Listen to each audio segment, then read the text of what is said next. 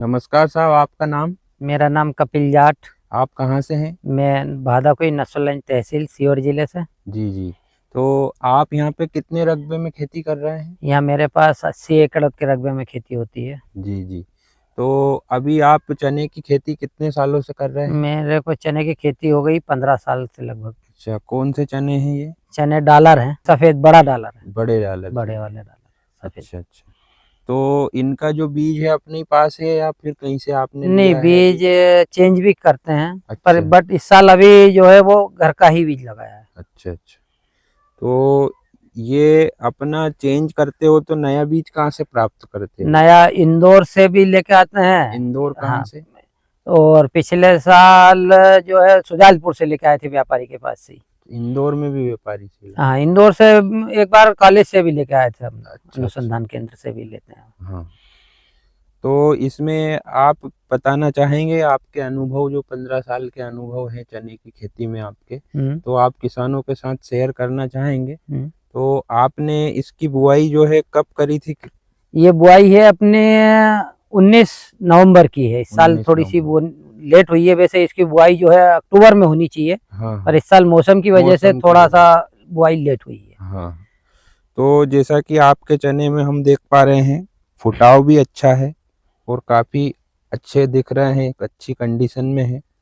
तो आप इसका किस प्रकार से जुताई से लेके इसकी कटाई तक क्या क्या इसमें करते हैं, उसके बारे में जानकारी देना। चने की किसानी के लिए सबसे पहले तो अपने को गहरी जुताई चाहिए जी।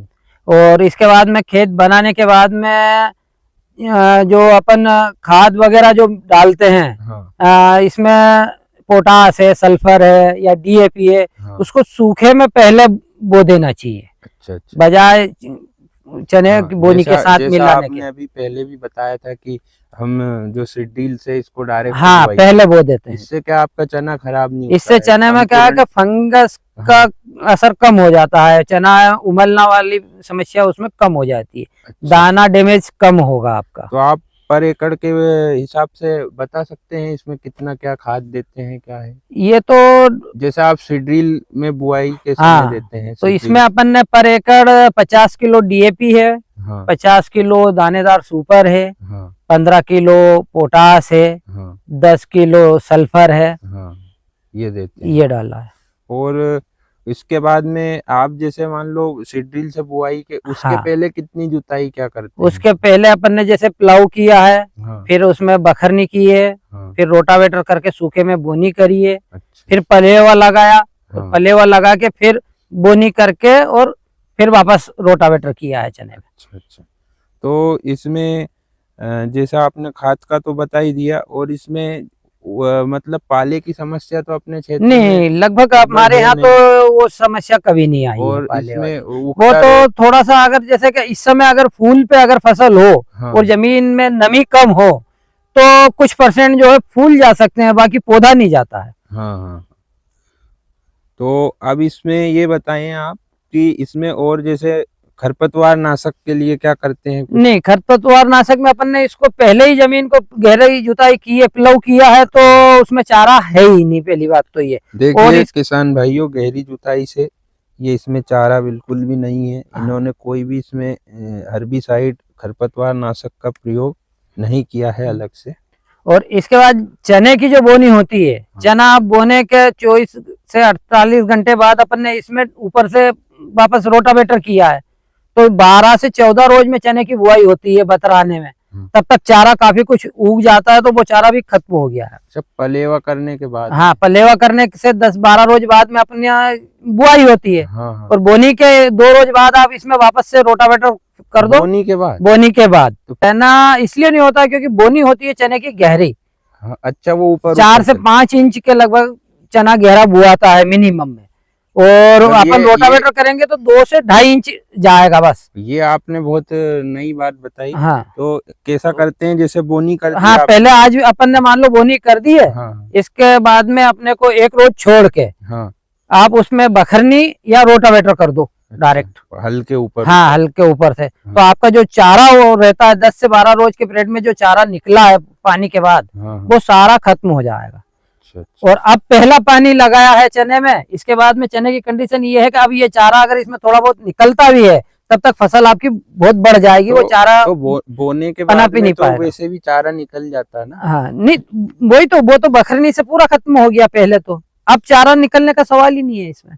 नहीं, जैसे आपने बताया कि बो दिया आपने, हाँ और उसके बाद में आप बखरते हो फिर? हाँ, उसके बाद बखरनी कितने होती है। दिन बाद?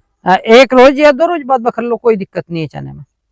तो बखरते क्यों, जब वो बुआई के समय ही तो नहीं, बखर पूरा जाता चारा नहीं निकल पाता है उसका। है बुआई में? पहला कारण तो ये है कि बुआई में जब आप शेड्यूल चलाओगे 12 और 14 इंच में के गाले पे बोनी होती है चने की, हाँ हाँ। तो काफी जगह छूट जाती है, उसमें चारा रह जाता है।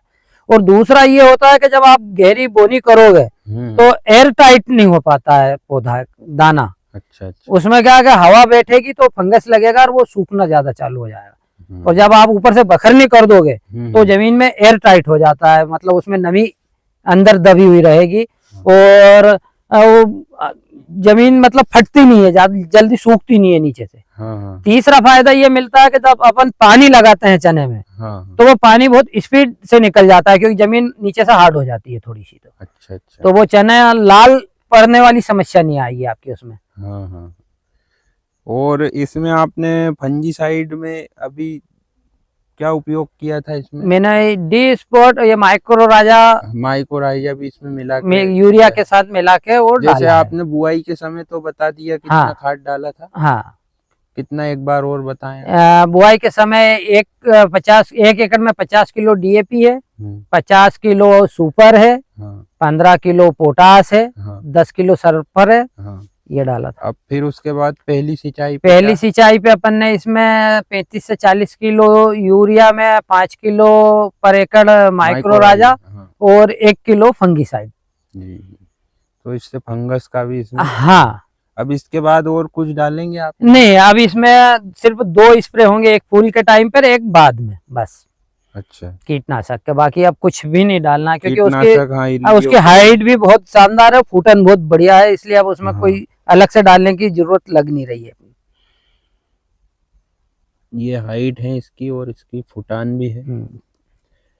अब आज ये 35 से 40 दिन की कंडीशन का ये चना है। 25 से 30 दिन में पानी निकाला था। इसमें फूल भी आने लगे। हाँ, फूल की शुरुआत हो गई है उनमें कहीं कहीं।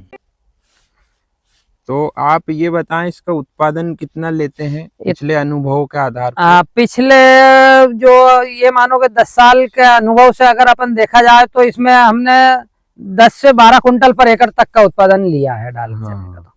तो आप शुरू से ही ऐसे, जैसे जितनी जुताई है वो सब नहीं, वो थोड़ा सा मौसम और समय के हिसाब से रहता है। जैसे इस बार बारिश ज्यादा हुई थी, इसलिए प्लाऊ से खेत बनाना पड़ा, ज्यादा गहरी जुताई करी है।